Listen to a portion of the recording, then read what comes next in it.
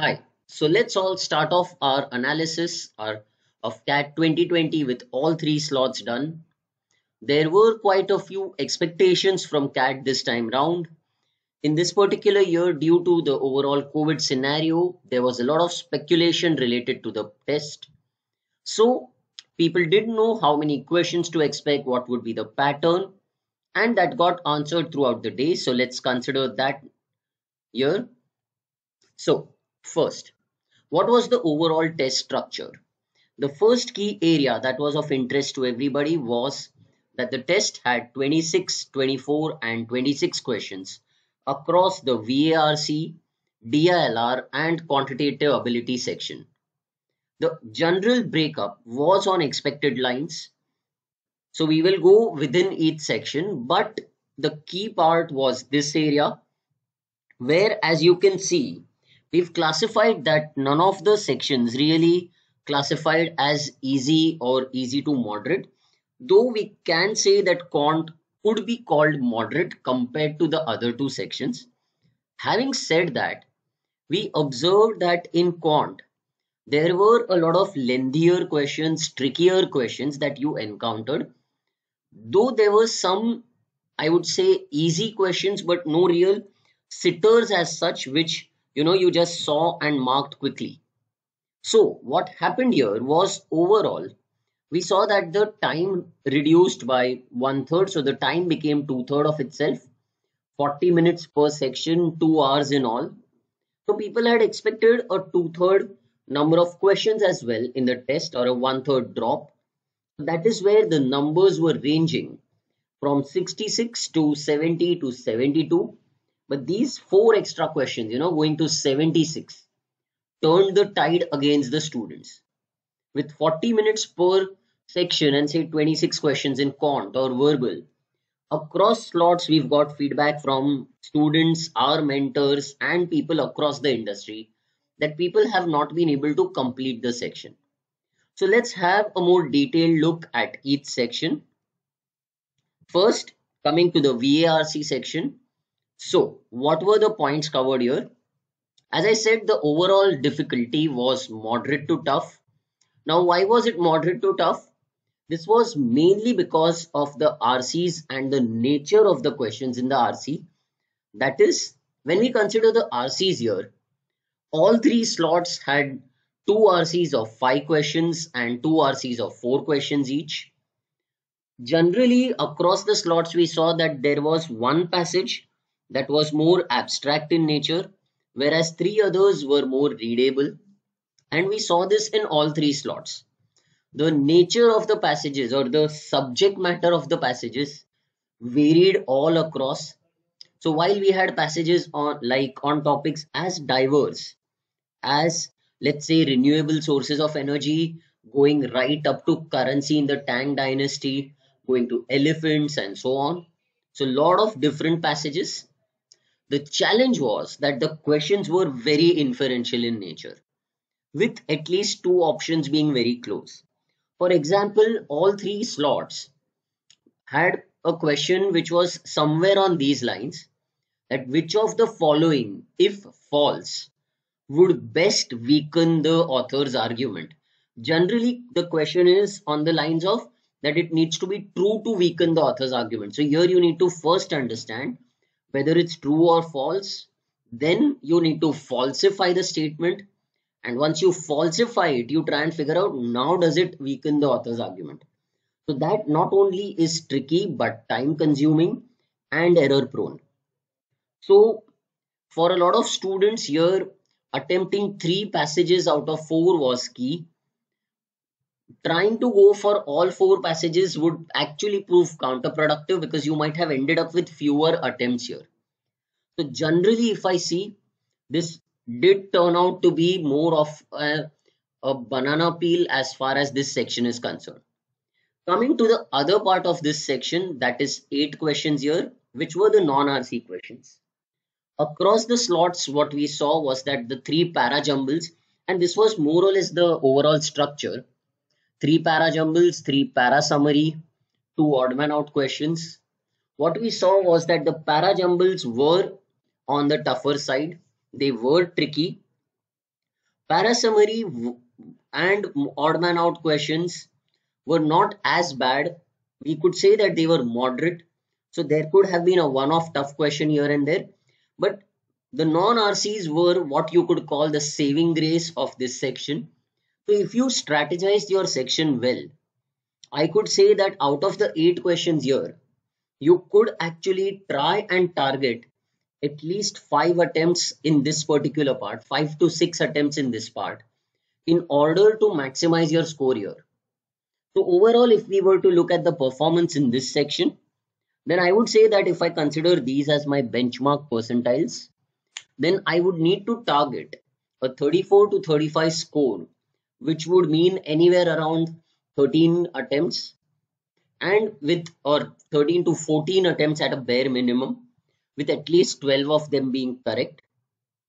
For a 99 plus percentile, we are expecting a score in the excess of 40. Of course, these are preliminary numbers. As more and more data comes in from students, because these are based on a lot of analysis by students and faculty, so the data tends to get skewed a bit. But as more and more numbers come from the student side, these numbers could get affected slightly.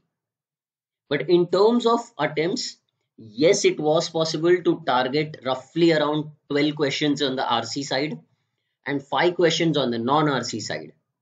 So if you did that, then getting a 40 plus score was doable.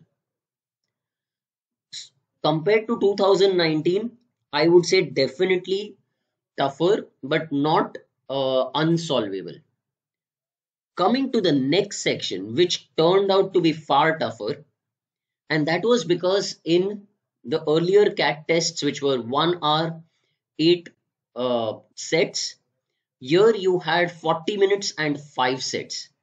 So while a lot of students would have gone assuming that they'll be able to solve 3 to 3.5 sets, the big surprise that CAT threw up this year across all 3 sets was the fact that there were 2 sets with 6 questions each and 3 sets with 4 questions each.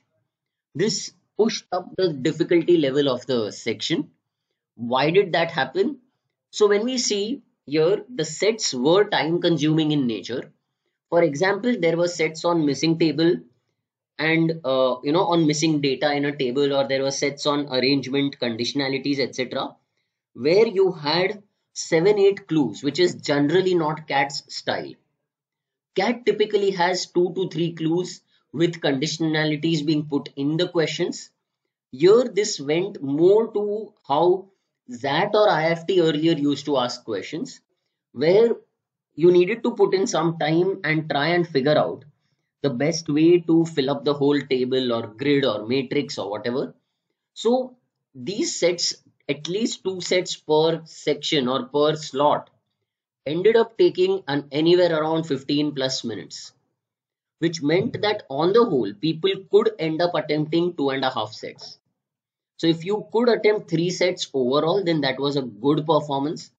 A bare minimum of 2 to 2.5 sets was required. In terms of the marks here, if we consider, we can say that a score of around 32 plus, which would mean anywhere around 12 to 13 attempts with maybe 11 right, which means 3-4 question sets or 6 plus 4 plus 1 or 2 questions here and there, was a good possibility for you. For a 95 plus percentile, getting 2 sets, 2 sets right also would have been a fairly decent performance. So that was the overall difficulty level of DI and LR, and we believe that this could turn out to be the game changer as far as clearing the sectional cutoff is concerned. So a lot of people might end up with great verbal and quant scores, or at least decent verbal and quant scores, but poor DILR scores, and that could affect their chances at various institutes. Coming to the last section, quantitative ability. Here, we've classified the difficulty level as moderate. Now, why have we called it moderate? Though there were some questions which were simple, overall the difficulty level or the style of the questions was that they were longer and time consuming.